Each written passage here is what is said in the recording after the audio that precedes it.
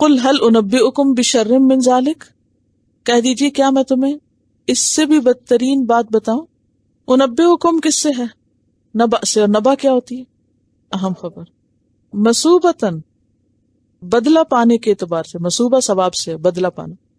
عند اللہ اللہ کے ہاں، اللہ کے ہاں انجام کے اعتبار سے اس سے بھی بدترین مقام کے بارے میں بتاؤں کہ کس کا مقام اللہ کے ہاں بدترین ہوگا، اس سے بھی زیادہ بڑی بات بتاؤں. من لعنہ اللہ، جس پر اللہ نے لعنت کی. یعنی بدترین مقام کس کا ہے؟ جس پر اللہ نے لعنت کی. وغضب علیہ، اور اس پر غضبناک ہوا. وجعل، اور بنائے. منہم، انہی میں سے. القردۃ، بندر. والخنازیر، اور خنزیر. وعبد الطاغوت، اور طاغوت کے بندے یا جنہوں نے طاغوت کی بندگی کی. دونوں معنی کیے جاتے ہیں. عبدہ بندگی کی جنہوں نے، الطاغوت طاغوت کی. طاغوت کیا ہوتا ہے؟ پیچھے پڑھ چکے ہیں آپ. کیا ہے طاغوت؟ اچھا یہ بتائیے طاغوت فاعل ہے یا مفعول ہے؟ فاعل بھی ہے مفعول بھی ہے. ثابت کیجیے. دلیل اور تعویل میں فرق ہوتا ہے. کیا دلیل ہوتی ہے؟ سالڈ چیز جو ثابت کرے آپ کے موقف، اور تعویل ادھر ادھر کی باتیں، خود ساختہ باتیں، سالڈ پروف نہیں. اب دیکھیے کہ طاغوت کا لفظ جو ہے نا طاغی سے. طاغی کس کو کہتے ہیں؟ سرکش کو، جو بندگی کی حد سے باہر نکلے، جو بندگی کی حدود کو پار کر جائے، چاہے وہ کرنے والا ہو یا جس کی جائے. اگر کوئی شخص بندگی کی حدود پار کر جاتا ہے، یعنی اللہ کے سوا کسی اور کی عبادت کرتا ہے یا اس کا اتباع کرتا ہے اور اس میں وہ حد سے بڑھ جاتا ہے، تو یہ بھی طاغوت ہے. اور اسی طرح ہر وہ چیز جو آپ کو اللہ کی عبادت سے روک دے، چاہے وہ شیطان ہو، چاہے وہ بت ہو، چاہے کوئی بھی ہو، وہ سب بھی طاغوت ہے. اب مثلاً آپ دیکھیے کہ ہم سب پر کیا لازم ہے کہ اللہ کی عبادت کرے. اگر کوئی شخص اللہ کی مرضی پر چلنے کی بجائے نفس کی خواہش پہ چلنے لگتا ہے تو وہ کیا کرتا ہے؟ طاغوت کی بندگی. ٹھیک ہے نا؟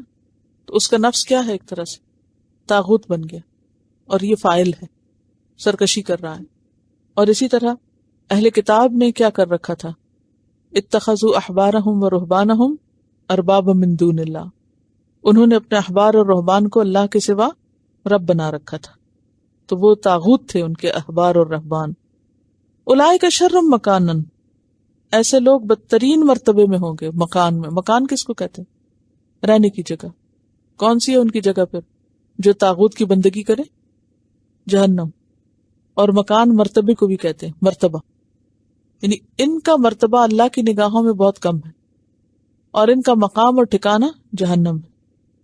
وہ اضلوا، اور زیادہ بھٹکے ہوئے ہیں، عن سواء السبیل، سیدھے رستے سے. تو اس آیت سے یہ پتہ چلتا ہے کہ اہل کتاب سے اللہ تعالی سخت ناراض ہے، اور خاص طور پر ان میں سے وہ گروہ جس پر اللہ نے لعنت کی، جس پر اللہ غضبناک ہوا، جس کو مسخ کیا گیا، اور جس نے طاغوت کی عبادت کی. یعنی کتنی چیزیں اکٹھی ہوگی نا اس ایک آیت میں. اللہ کی ناراضگی کے کتنے اظہار ہیں. نمبر 1 لعنت. لعنت کیا ہوتی ہے؟ اللہ کی رحمت سے دور ہو گئے وہ. غضب، مغضوب علیہم، کہ انہوں نے حق کو جانا اور پھر عمل نہ کیا. وجعل منہم القردہ، مسخ، پیچھے آپ پڑھ چکے ہیں. کونوا قردۃ خاسئین. والخنازیر، قرآن میں یہ واحد جگہ ہے جہاں مسخ میں بندروں کے علاوہ خنزیر بنانے کا بھی ذکر ہے. اور وعبد الطاغوت، طاغوت کی بندگی کرنے والے، یا انہوں نے طاغوت کی بندگی کی.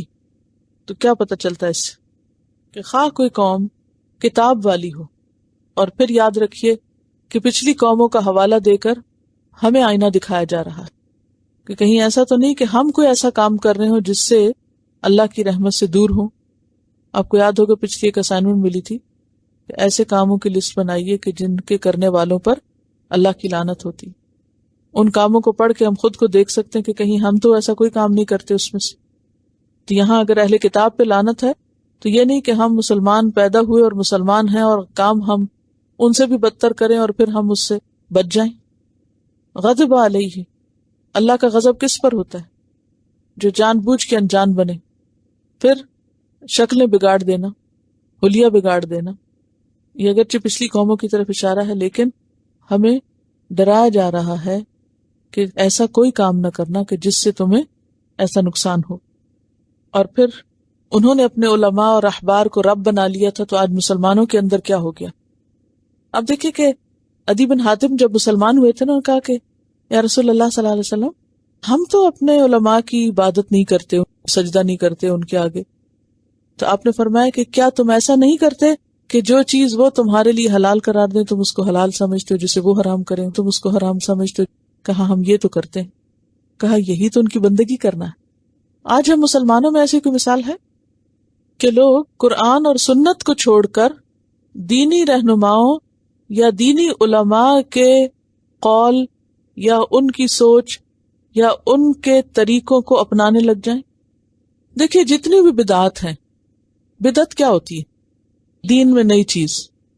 جتنی بھی بدعات ہیں یعنی دین کے نام پر کوئی ایسا کام جس کی اصل قرآن اور سنت میں نہ ہو. مثلا آپ دیکھیے کہ ذکر کرنا ہے.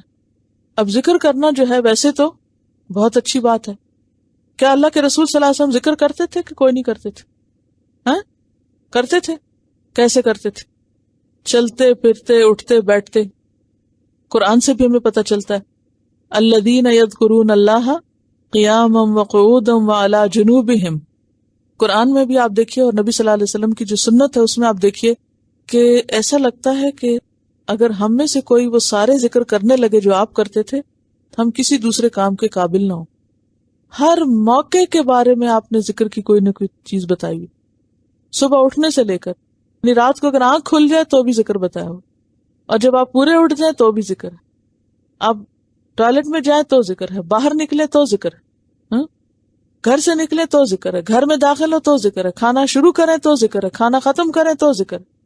آذان بذات خود ذکر، آذان کے بعد ذکر ہے، نماز میں ذکر ہے، نماز کے بعد اذکار ہے، صبح اور شام کے اذکار ہے، مرغا بولے تو ذکر ہے، بارش ہو تو یعنی ہر موقع پر ذکر. پھر اسی طرح حج پہ جاؤ تو قدم قدم پر ذکر کی جگہ. لیکن بعض اوقات ہم مسلمانوں کے اندر ایسے لوگ بھی ہوتے ہیں کہ جو سنت طریقے کو چھوڑ کر ذکر کا خود سے طریقہ نکال لیتے ہیں، یعنی جس کی بنیاد قرآن اور سنت میں نہیں ہوتی. نبی صلی اللہ علیہ وسلم نے ایسا کوئی ذکر نہیں کیا. یعنی کیا آپ بھول گئے؟ کیا آپ کو ان باتوں کا پتہ ہی نہیں تھا، یا آپ چھوڑ گئے؟ یہ بتائیے کہ نبی صلی اللہ علیہ وسلم پورا دین پہنچا کے گئے یا نہیں؟ پورا پہنچایا انہوں نے 100%. ابھی کل کی جو آیت ہے اس میں آ رہا ہے بلغ ما انزل الیک من ربک وان لم تفعل فما بلغت رسالتہ. جو آپ کو ملا آگے دے دے. آپ نے سب کچھ ہمیں دے دیا، نہ آپ بھولے نہ آپ نے چھوڑا. جب آپ نے کچھ نہیں چھوڑا تو پھر اگر ہم آپ کے بعد کوئی ایسا کام شروع کرتے ہیں جو آپ نے نہیں کیا تھا یا جو آپ کا طریقہ نہیں تھا تو وہ کیا ہو جائے گا؟ بدعت. دیکھیے تعویل نہیں چاہیے، دلیل چاہیے. دلیل کیا ہوتی ہے؟ کہ پروف لاؤ کہ قرآن میں ایسا حکم دیا گیا ہو یا نبی صلی اللہ علیہ وسلم نے صحابہ کے ساتھ مل کے وہ کام کیا ہو. اور اگر دلیل نہیں ہے، کوئی انسیڈنٹ نہیں ہے، محض تعویل ہے کہ چونکہ اس کا یہ فائدہ ہوتا ہے. مثلا بعض لوگ ایسا کرتے ہیں نا کہ اندھیرا کر کے کمرے میں ایک خاص انداز میں سانس کے ذریعے، یا کوئی کہتے ہیں کہ دل بولتا ہے، یا مختلف چیزیں اپنے تجربے، دل پہ ضرب لگانا وغیرہ تجربات بتاتے. وہ ان کے تجربے اور مشاہدے ہیں نا. تو انسانی تجربے اور مشاہدے پیغمبر کے عمل کے برابر نہیں ہو سکتے، یا اس سے افضل نہیں ہو سکتے. یا ہو سکتے؟ کیا کسی کا مقام پیغمبر کے مقام سے بڑھ کر ہے؟ نہیں ہو سکتا نا. پھر اگر کوئی شخص ایسا طریقہ نکالتا ہے جو پیغمبر کے طریقے کے مطابق نہیں، اس سے آگے بڑھ کے ہے یا اس سے مختلف ہے، تو پھر وہ دین کا طریقہ نہیں کہلائے گا. ٹھیک ہے نا. تو ایسا کرنا کہ جو اللہ کے بتائے ہوئے طریقے کے مطابق نہیں، تو ایسے کام اصل رستے سے ایگزٹ لینا، بھٹکنا ہے. تو ہمیں اپنی خواہشات پہ نہیں چلنا،